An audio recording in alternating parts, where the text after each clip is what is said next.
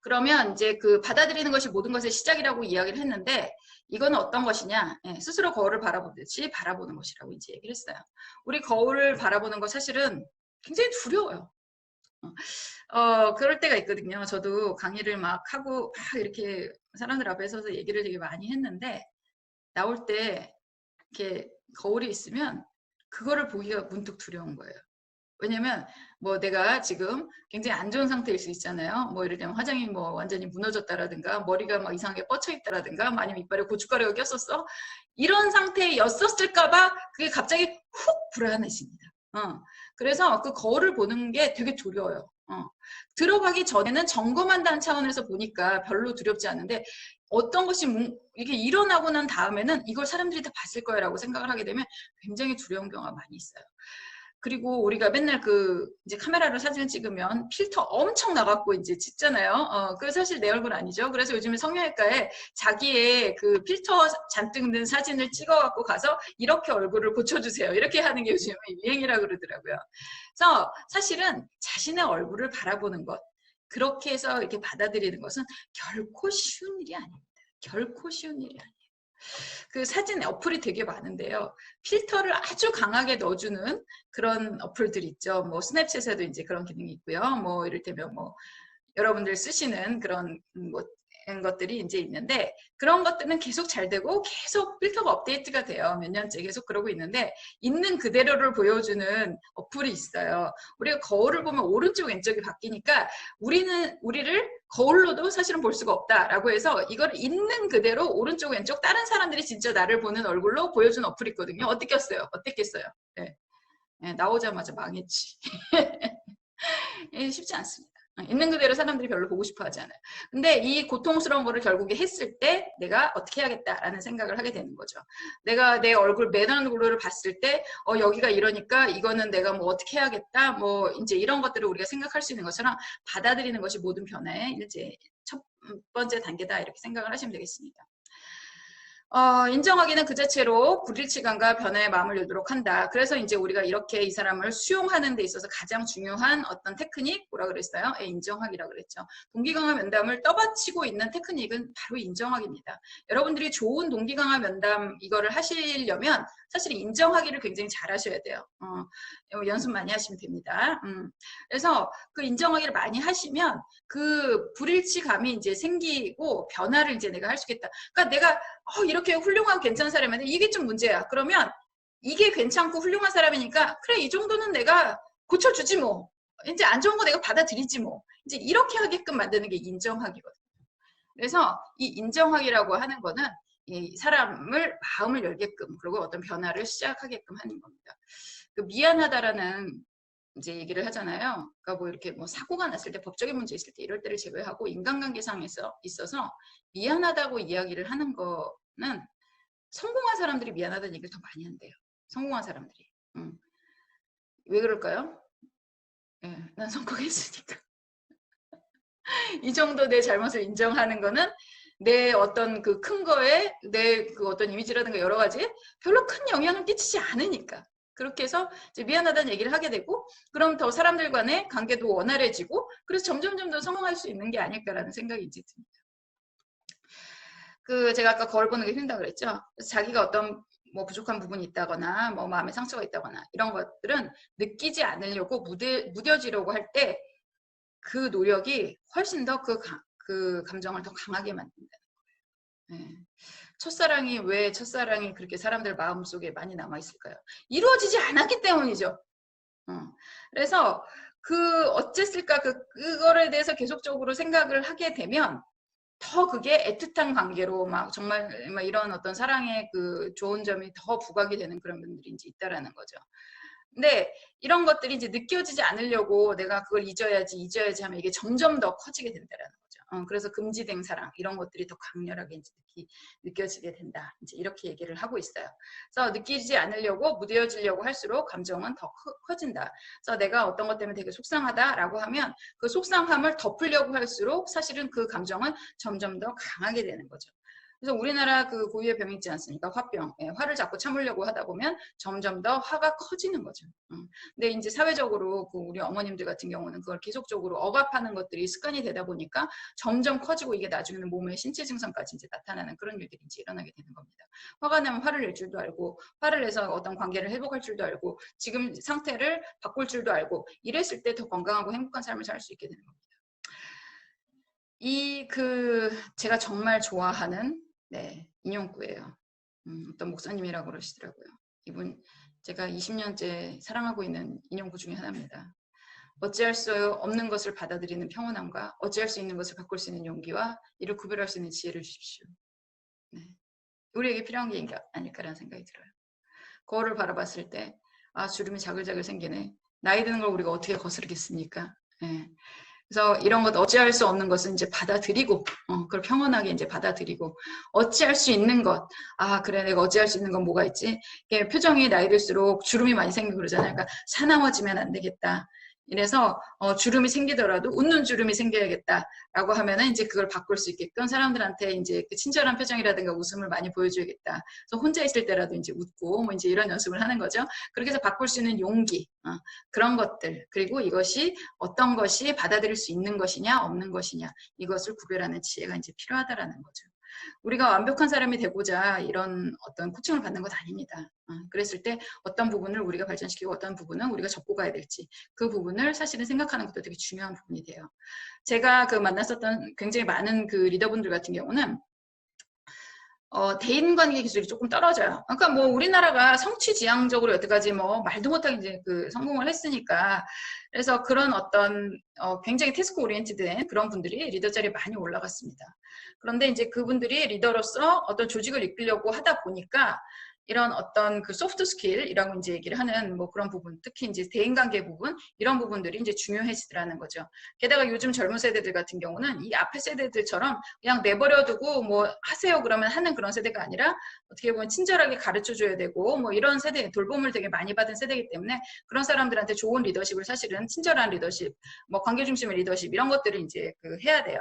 그러니까 이 사람들은 우리 리더들은 이런 것들을 경험을 해본 적도 없고 배워본 적도 없는데 내가 그런 리더십을 발휘를 해야 된다라고 하게 되면 거기서 굉장히 어려움을 겪게 됩니다. 그랬을 때 이분한테 그럼 당장 당신 그 관계 중심의 리더십으로 바뀌어야 됩니다라고 얘기를 하면 거기서 큰 저항이 일어나죠. 그냥 나는 이렇게 생긴 대로 살려다 이걸로도 여기까지 올라왔어요. 막 이제 이런 식으로 하게 되는데 그게 아니라 여태까지 굉장히 훌륭한 어떤 그런 성취를 보여오셨습니다. 그래서 그거는 굉장히 훌륭하고 지금 앞으로 더 성장을 하시게 되려면 앞으로 여러분, 그러니까 우리 그 리더분 밑에 더 많은 어떤 직원들이 생겨야 되지 않겠냐. 그럼 그 더 많은 직원들을 우리가 아우르는 리더십이 필요하다. 그래서 이거를 우리가 뭐 3년 후에는 뭐 어떤 자리에 가고 싶으세요? 그럼 그때 되면은 뭐 그 밑에 있는 구성원이 한 2배 정도 늘었겠네요. 그럼 그 사람들을 어떻게 일일이 우리가 마이크로 매니지먼트 하겠습니까? 그럼 그 사람들한테 위임하고 그리고 잘한다고 이제 용기를 북돋아주고 이제 이런 리더십이 점점 더 중요해지게 됩니다. 그래서 한 3년 정도를 우리가 보고서 조금씩 고쳐나가요. 라고 하면 이제 아까 말한 것처럼 유리의 모습, 어떤 이상적인 모습은 커 보이지만 그 베이비 스텝부터 이제 알려드리게 되는 거죠. 그럼 요 정도는 할 수 있잖아요. 요 정도는. 그렇게 하고 이제 지금 안 되는 부분들이 있어요. 그러니까 뭐 내가 되게 욱한다. 그래서 내가 누군가한테 야단을 치게 되면 막 내가 보니까 말을 너무 심하게 하고 너무 많이 나가는 것 같다. 그래서 그런 건 내가 좀 조심을 해야겠다라고 하게 되면 제가 거기서 그거 되게 힘든 거거든요. 여태까지 뭐 40년, 50년을 그러고 살았으니까. 그러니까 그럴 때는 그냥 그거 잘하는 구성원이 있을 겁니다. 이렇게 보면 중간관리자나 이런 사람들 중에서 그런 거 굉장히 잘하는 분들 계세요. 그럼 그 사람한테 말을 전달하게 해라. 이렇게 얘기를 해요. 그러니까 지금 이 사람이 그거를 할 수 있는 그런 수준까지는 안 돼요. 그래서 지금 베이비 스텝을 열심히 밟아가시면 한 1년 정도 후에는 그게 가능할 수 있어요. 그럼 그때 그거 하시고 지금은 사실은 그거는 접고 딴 사람한테 위임하시라. 제가 그렇게 얘기하거든요. 그래서 지금 할 수 있는 것과 그렇지 않은 것 그리고 어쩜 아예 포기를 해야 되는 부분 그런 것들을 사실은 이렇게 뭐랄까 교통정리하는 게 되게 중요한 부분이 되는 거죠. 근데 제가 보니까 지금 저분이 안 될 것 같아 라고 하는 것도 코칭을 하다가 되는 경우가 굉장히 많이 있어요. 그러니까 코치 여러분들도 예단하지 말고 이제 계속적으로 좀 할 수 있다 이제 이런 식으로 하다 보면 막 저항이 엄청나게 심하고 그랬던 것도 나중에 하시는 모습을 이제 보실 수가 있을 겁니다. 불일치감 불어넣는 방법에 대해서 좀 이 책에서 설명을 하고 있는데요. 일단은 사람들이 불일치감이 전혀 없어요. 전 담배 끊을 생각 1도 없어요. 전 술 끊을 생각 1도 없어요. 라고 이제 얘기를 해요. 그건 이제 전수고 단계에 있다는 얘기거든요. 근데 우리가 어프로치를 할 때는 일단 이 사람하고 코칭을 하겠다고 앉아있으면 이 사람도 내면의 불일치감이 이제 있다라고 생각을 하는 거죠. 저도 그 코칭 하러 갔을 때 첫날 저는 아무 문제 없는데요. 이렇게 말씀하시는 리더분들 굉장히 많이 봐요. 뭐 아니면 요것만 좀 신경 써요. 라고 하면서 굉장히 이제 좀 어떻게 보면 마이너한 문제 뭐 이런 문제들을 이제 얘기하시는 분들 되게 많거든요. 그런 분들이 사실은 뭐를 변해야겠다 이거에 대해서 깊이 있게 생각해보지 않아서 그렇게 되는 경우도 굉장히 많고요. 저항이 굉장히 높다 보니까 이게 전숙고 단계처럼 아예 그냥 나는 안 할 거야 라고 끊어버린 경우가 굉장히 많이 있습니다. 그래서 이런 분들은 일단은 내면에는 불일치감이 존재하고 이 사람이 뭐 전혀 일도 없다라고 얘기를 하지만 언젠가는 변화하고 싶은 마음이 분명히 있을 거다라는 가정하에 이 동경을 면담을 이제 진행을 하게 됩니다. 그래서 이 사람을 그 푸시하는 것은 절대 도움이 되지 않습니다. 뭔가를 이제 하겠다라고 생각을 하거나 아니면 뭐 이제 바뀌어야 되나 이런 생각을 한다 그럴 때 온화하게 용기를 북돋아주는 접근이 보다 효과적이었고 역효과가 없다. 저항을 확 불러일으킨다거나 이런 것들이 없다는 거죠. 예, 하실 수 있어요. 여태까지 이런 것도 잘 하셨잖아요. 아까 뭐 이렇게 뭐 원래 성취가 높으신 분들은 이런 관계 변화도 굉장히 잘 하시는 편이시더라고요. 뭐 여태까지 성공적이셨는데 뭐 아님 말고요. 그러니까 다른 게 워낙 훌륭하신 그런 리더분이시기 때문에 이거를 모든 것을 우리가 다 완벽하게 할 필요는 없어요. 근데 굉장히 잘하실 것 같아요. 뭐 이제 이런 식으로 해서 온화하게 목소리를 그러니까 저기 용기를 북돋아 주는 것이 이제 좋다라고 이야기를 하는 겁니다. 근데 너무 푸시하지 말아라. 아니어도 안 바뀌어도 당신은 있는 그대로 훌륭한 사람이다.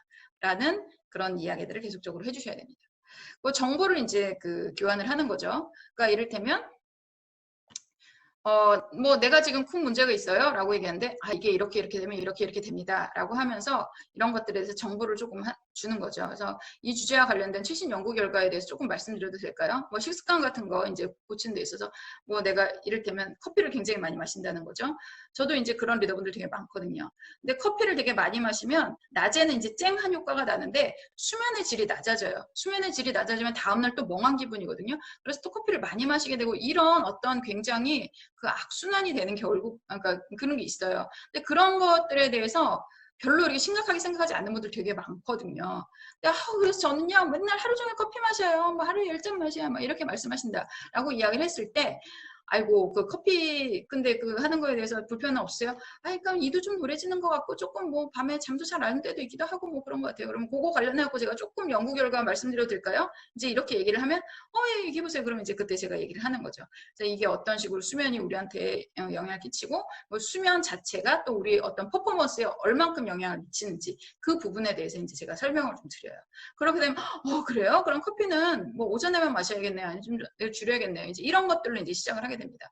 그렇게 돼서 뭐 수면의 질이 굉장히 좋아지고 그러면 거기서 나오는 에너지로 다른 리더십의 변화라든가 이런 것들을 하게 되는 경우들이 되게 많이 있어요. 그래서 그 어떤 것도 작아 보이는 게 결코 작아 보이지 않는 경우가 되게 많거든요. 그래서 그런 것들에 대해서 정보를 이제 그 제공을 하게 되면 거기서 불일치감이 생기기도 합니다.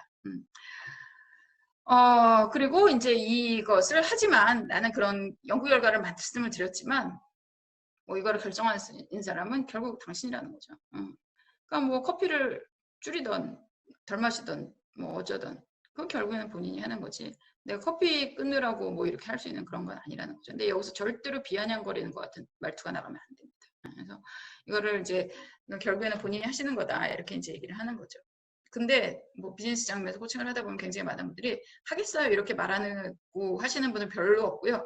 하고 오시더라고요 보통. 네, 하고 오시더라고요. 일단 이 하이 펑션, 로우 펑션 이제 얘기를 하는데 사실은 중독이나 이런 분들 같은 경우는 펑션이 낮은 분들이죠. 로우 펑션인 사람들인데 비즈니스 장면에서 우리가 만난 리더들은 대부분 하이 펑션이에요. 실행력 엄청 좋아요. 그래서 듣고 나서 저 괜찮은데 그럼 막 해보는 분들 되게 많아요.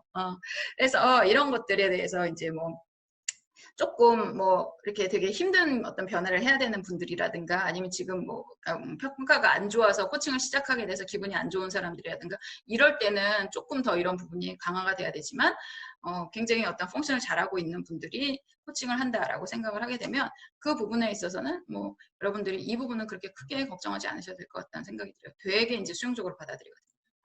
뭐 피드백을 준다. 일상이 어떻게 지내는지 물어보는 게 되게 도움이 된다라는 거죠. 뭐 어떻게 지내세요? 뭐 이렇게 이제 물어보게 되면 뭐 아침에 이런 거 하고요, 저런 거 하고요, 뭐 요즘 이런 거 했고 이렇게 얘기를 하잖아요. 그런데 그거를 얘기를 하다가 자기의 삶이 뭔가 이상해라고 생각을 하게 되는 경우들이 있어요. 그렇게 되는 것이 이제 그러면 그 부분에 대해서는 그럼 좀 불만이 있으신 거네요 하면서 불일치감이 촉진이 되기도 합니다.